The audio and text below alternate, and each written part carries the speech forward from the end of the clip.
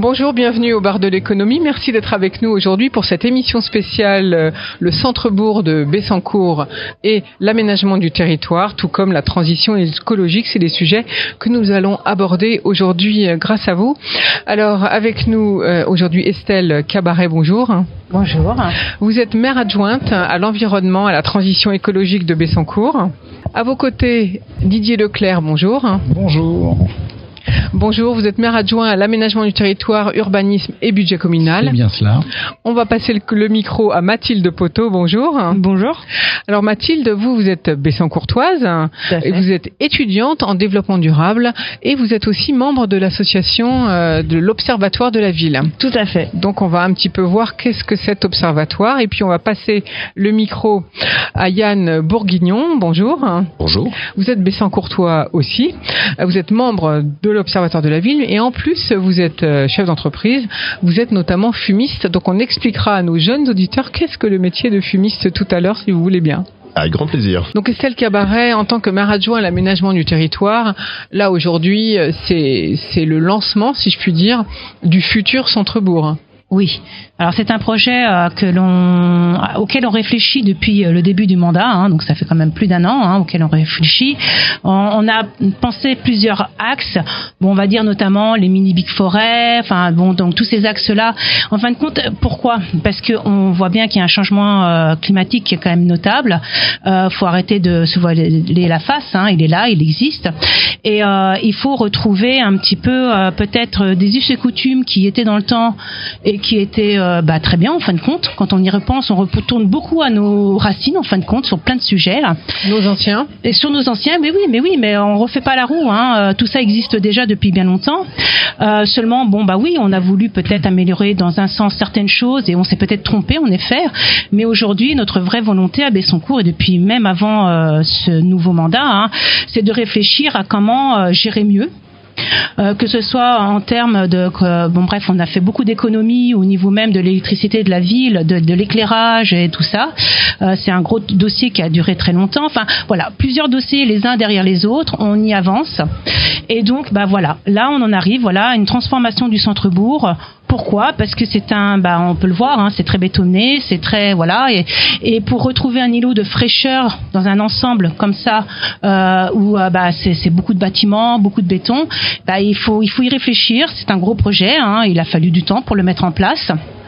Et donc avec Monsieur Didier Leclerc, la mairie, tout l'ensemble des élus, on est arrivé au projet qui est là aujourd'hui, qui est présenté pour faire quand même un grand îlot de fraîcheur qui aura, pour effet de quand même 1 hectare. Ce n'est pas rien, c'est 1 hectare d'îlot de fraîcheur pour une meilleure gestion, ne serait-ce que des pluies, et puis la restitution quand la pluie rentre dans nos sols, elle restitue sa fraîcheur après.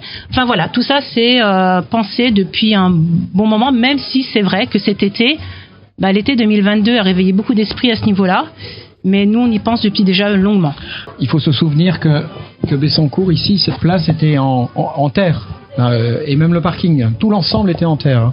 Donc effectivement, la place de la voiture a été grande. On y a mis des parkings, on y a mis un parvis. Alors c'est bien, mais plus de 50% de cet hectare est artificialisé, voilà. Comment vous avez réfléchi pour préserver votre cadre de vie et même là, en l'occurrence, pour l'améliorer ? Ça, c'est surtout Monsieur le maire. C'est Monsieur le maire qui est à la base de tout ça. C'est quelqu'un qui est vraiment proche de l'écologie. Je dirais pas que c'est quelqu'un des Verts, mais c'est quelqu'un qui est vraiment très proche de tous ces sujets-là, qui lui tiennent à cœur. Entre autres d'autres sujets, mais celui-ci. Et il est vrai qu'il nous a toujours demandé, moi c'est mon deuxième mandat, depuis les débuts, de réfléchir à comment mieux vivre, il a remis en place déjà il y a donc de nombreuses années le parc du château, il l'a réouvert, il l'a réaménagé, il a fait en sorte que il a préservé beaucoup d'espace, notamment au niveau de la plaine qu'il y a entre Bessancourt et Pierrelet, qui va devenir un pôle agricole de proximité. Et en effet, il essaye de préserver un maximum d'espace en terre verte, en terre végétale, en terre agricole, pour justement garder quand même un peu... on peut pas tout bétonner. Il faut répondre, certes, à l'aspect du logement, il faut y répondre, on n'a pas le choix, mais on peut y répondre de manière raisonnée et en tout en gardant aussi des espaces verts d'agriculture ou des espaces de forêt. On a le SMAP, on a tout ça qui se met en place. Le SMAP, est-ce que vous pouvez nous expliquer ce que c'est ? C'est un syndicat qui permet donc de faire un lien entre la forêt qui est existante dans le bas de Bessancourt, entre Pierrelet, Bessancourt et d'autres villes, et jusqu'à la forêt de Montmorency. Il faut savoir qu'avant c'était une énorme forêt, et donc qui a été coupée par les villes et puis tout ça. Et donc on est en train de remettre en place cette forêt. In fine, ça va être une forêt énorme. Est-ce que la demande de logement est importante à Bessancourt ? Comment est-ce que vous pouvez mesurer la demande de l'augmentation de la population ? Alors, peut-être Didier, tu peux. Didier Leclerc, peut-être. Effectivement, l'attractivité de notre territoire, elle augmente d'année en année. Le fait d'avoir construit cet écoquartier fait un appel au niveau des demandes qui viennent des départements limitrophes, la Petite Couronne et bien sûr le 95. Donc on a vraiment beaucoup de demandes. On essaye d'y répondre dans la mesure de notre territoire, tout en essayant de maintenir 60% d'espaces non urbanisés. Donc ça c'est un leitmotiv. Et donc on vous a pas parlé d'un autre projet qui est important, mais qui est le projet des Brosses et Malais, qui actuellement vient de démarrer pour la réhabilitation d'un secteur de maisons qui ont été construits dans les années 70 pour répondre justement à cette époque-là à des besoins de logement autour de la Défense. Et il y avait beaucoup de logements insalubres. Et en 70, ils ont décidé de demander aux communes et aux départements limitrophes de répondre à cette demande.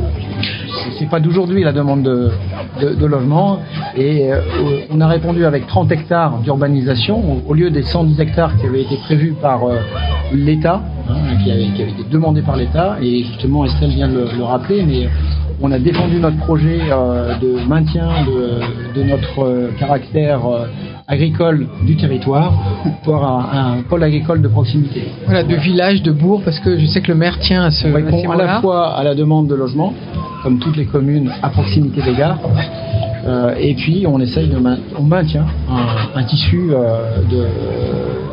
d'exploitation agricole. Mais je vous pose cette question parce qu'également le prix au mètre carré a presque doublé ici à Bessancourt. Alors doublé, je sais pas, mais pour les références actuellement, on est entre 4 000 et 6 000 euros suivant la situation dans la commune. Ça peut aller au-delà. Moi-même, étant Bessancourtois depuis 4 ans maintenant, alors j'ai fait un saut de puce. J'habitais Taverny à 500 mètres d'ici. Et pour répondre à votre question sur l'attractivité de Bessancourt, nous souhaitions effectivement il y a 4 ans nous loger avec pratiquement 50, on est passé de 90 mètres à 140 mètres carrés habitables, mais de manière abordable, avec ce cadre vert, ce côté vert. Après 6 mois de recherche, la coup de cœur en moins de 2 heures, signature, validation le soir même. Et j'adorais effectivement ce côté campagnard, proche de la forêt de Montmorency, quand même très bien desservi. On est à moins de 800 mètres effectivement d'un axe, l'autoroute A115. Et au fil des ans, nous sommes passés de 6 000 habitants lorsque je suis arrivé à 7 900 habitants. Et j'ai posé cette question il y a quelques mois à monsieur le maire. Voilà, s'était-il fixé une limite ? Oui, je crois que c'est une limite de 9 000 habitants. Et ce que j'aimais moi dans son projet, c'est que Bessancourt est une ville qui avance sur ses 2 jambes. Une jambe, effectivement, il faut construire pour loger, mais il y a aussi ce volet écologique. Dans la friche vont être plantés 1 million d'arbres. Alors il y en a eu 300 000, je crois, de plantés depuis. Le but, c'est d'atteindre, je crois, le 1 million d'arbres plantés dans cette friche. On a depuis le Covid essentiellement des habitants des Hauts-de-Seine, donc Petite Couronne, vous l'aviez précisé. Nous, dans nos clients, ce sont des clients de plutôt Nanterre, Levallois. Alors, vous les voyez venir s'installer ici ? Ah de toute façon, on intervient physiquement chez eux et lorsqu'on demande la provenance, effectivement, c'est pour beaucoup suite au Covid, ils viennent s'installer ici. Pour la plupart en 2 roues, certains me disent je mets à peu près 20 minutes de plus pour aller travailler le matin, mais le soir, j'ai 400 mètres carrés habitables, X centaines de mètres carrés de jardin. Nous sommes venus à la campagne. Et l'attractivité, enfin au moins au niveau du foncier par rapport à leur origine, faisait que voilà, ils avaient vendu le T2 à Levallois pour acheter un T5 ici, fait X milliers d'euros de travaux et il leur reste en plus de quoi voir venir. Merci beaucoup Yann Bourguignon. Qu'est-ce que ça oblige au niveau du PLU pour pouvoir atteindre les objectifs que vous êtes fixés? On a l'obligation de produire des logements sociaux à hauteur de 25% dans la commune. On y est quasiment. Mais on sait que dans le diffus, il y a des nouvelles constructions qui se font dans le privé et donc il faut, par exemple pour l'écoquartier, on est à un taux de logements sociaux de 30%. Voilà, pour être compatible des 25% à terme. Voilà, donc le PLU il est exigeant en termes de construction parce que vous voyez que c'est imposé par la préfecture, voilà, par le gouvernement. Et il est exigeant sur l'aspect architectural, sur les hauteurs des constructions. Hein. Vous voyez de l'écoquartier, et ce ne sont pas des constructions plus hautes que R+2 plus comble, suivant les situations.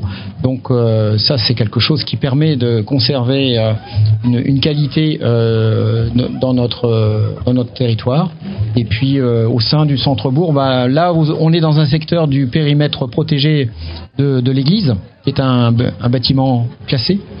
Donc là aussi on est surveillé, enfin si on peut dire surveillé, on est contrôlé par l'architecte des bâtiments de France qui intervient dans les différents projets.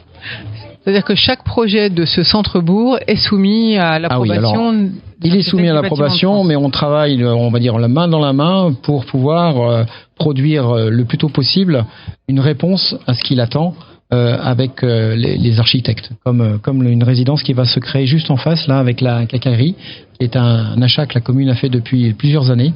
Et là, on va finaliser ce projet qui va démarrer l'année prochaine.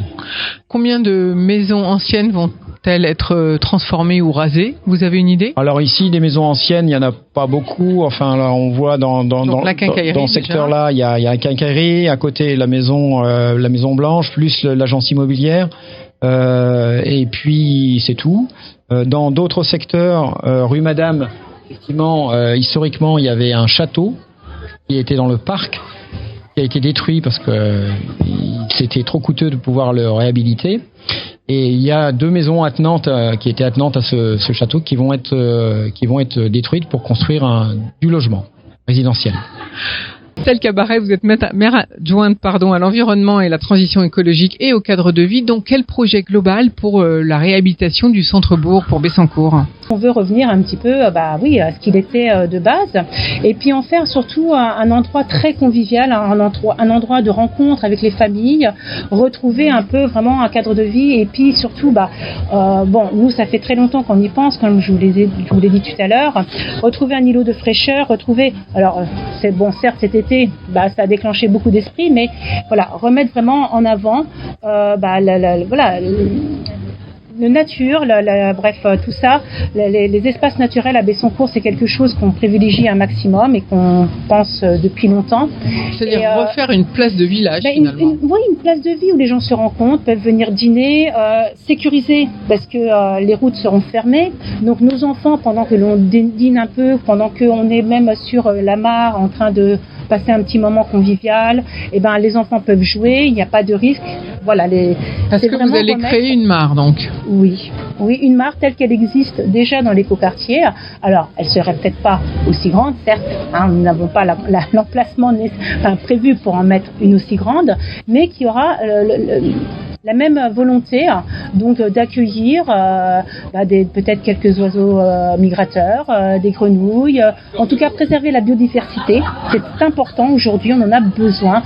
On sait que l'équilibre naturel a besoin de ça, avec les abeilles, avec un tas d'autres, et il faut vraiment s'accentuer là-dessus. C'est des petites choses, mais qui sont très importantes, et ça va être au cœur de notre ville.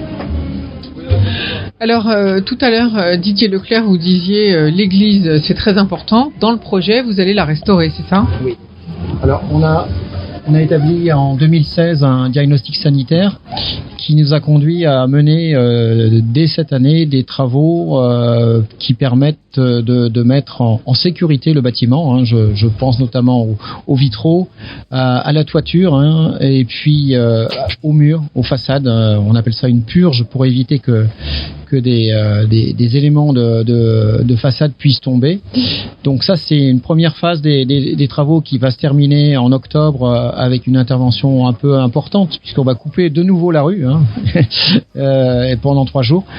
À l'issue de ces travaux-là, nous allons mener les travaux de restauration qui vont s'étaler à minima sur 4 ans, suivant les subventions qu'on pourra toucher à la fois par l'État, la région et le département, et les fonds propres de la ville, pour pouvoir mener des travaux de plus grande ampleur sur l'édifice. Voilà. Alors justement, parce que vous êtes le monsieur budget dans l'équipe municipale. Donc oui, exactement. Donc les budgets qui sont en relation avec tous ces travaux. Donc on va commencer par ce qui va démarrer le plus tôt, c'est-à-dire le ravalement de la mairie. Donc là, le bâtiment, vous le voyez, il est avec une finition ciment en façade, qui n'est pas du tout adapté à des bâtiments en pierre. Le ciment est quelque chose qui ne respire pas. Donc on va retrouver des façades à la chaux vive. Et puis on va aussi avoir un décor beaucoup plus chaleureux qui sera compatible des couleurs que vous voyez tout autour de la place. Les maisons sont très colorées ici en face. Voilà. Donc on va avoir vraiment une belle rénovation des façades. La façade aussi de l'église qui sera restaurée, la poste qui est juste à côté, qui est un bâtiment communal qui malheureusement n'a plus la fonction de poste, puisque les services postaux ont été transférés en mairie ici et également sur le Super U qui se trouve dans l'écoquartier. Donc on a maintenant plus de services qu'avant au niveau postal, donc ça c'est une bonne chose, mais voilà, ça demande un engagement municipal important, mais on le tient. Et puis après, c'est la transformation de la place. Donc transformation qui commence par un permis d'aménager qui a été déposé et qui va voir les premiers travaux le début de l'année prochaine. On a bien compris, redonner de la vie, redonner de l'espace de vie et aux enfants et aux adultes avec donc des restaurants, on l'avait bien compris. Vous nous avez dit la création d'une mare. Et puis la plantation d'arbres, bien sûr, j'imagine. Oui, donc il y a à peu près une trentaine d'arbres existants actuellement. Et certains sont malheureusement vieillissants et au niveau sécuritaire deviennent dangereux, donc nous n'avons pas le choix que de les enlever. Pour tout autre, certes, ils ne seront peut-être pas situés au même endroit, nous allons les replacer et ajouter à cette trentaine d'arbres existantes à peu près une 50aine d'arbres. Donc, pour un budget total, Didier Leclerc, de combien vous avez une idée ? On va refaire un peu, donc dans l'ordre, ravalement de mairie à hauteur de 500 000 euros. Travaux de restauration de la mairie à hauteur de 2,5 millions. Et travaux d'aménagement de la place à hauteur de 2,5 millions. Voilà. Et tout ça, donc, sur une durée de quoi, 2 ans et demi? Plus que ça, oui, parce que je vous ai dit 4 ans sur l'église. Ce sera jusqu'à la fin de notre mandat en 2026. En 2024, on sera déjà opérationnel sur certains points, mais il y a quelque chose dont on va parler, et Estelle connaît bien, c'est l'assainissement de la Grande Rue qui va démarrer. Je te laisse la parole. Oui, qui va démarrer prochainement, d'ici 1 an. En fait, ce qui se passe, c'est que nous avons un réseau eau pluviale, eau usée, qui actuellement est en unitaire et qui va être installé en séparatif. Ça, c'est réglementaire, on est obligé de le faire. Et donc, ça fait quand même de nombreuses années qu'on travaille le sujet avec le SIAR. Et il faut savoir quand même qu'il y a des riverains qui sont là, qui vont devoir se mettre en conformité. Donc on essaie de trouver des axes pour pouvoir les accompagner financièrement avec le SIAR, parce que c'est quand même un coût. Un budget, vous voulez dire ? Ah oui, pour eux, oui, parce qu'après ils ont une obligation de se relier au réseau. Donc il faut savoir quand même que ce sont des maisons qui datent, qui n'ont pas forcément de vide sanitaire, qui n'ont pas tout ça, donc c'est un peu problématique. Donc on cherche des pistes pour les aider et beaucoup de financement aussi pour que ça leur soit le moindre coût. Quoi qu'il arrive, qu'on le fasse ou qu'on ne le fasse pas, c'est une réglementation qui vient du gouvernement. C'est une obligation en fait. On n'a pas le choix, on est obligé d'y arriver. Sinon ça sera sanction, on le sait bien. Mais donc voilà, nous ça fait de nombreuses années Au départ, on freinait pour trouver des axes pour les aider. Aujourd'hui, on a trouvé quand même pas mal de choses. Et donc maintenant, on va avancer avec le CIAR, qui est vraiment un acteur avec nous, un partenaire vraiment excellent. Merci beaucoup Estelle Cabaret.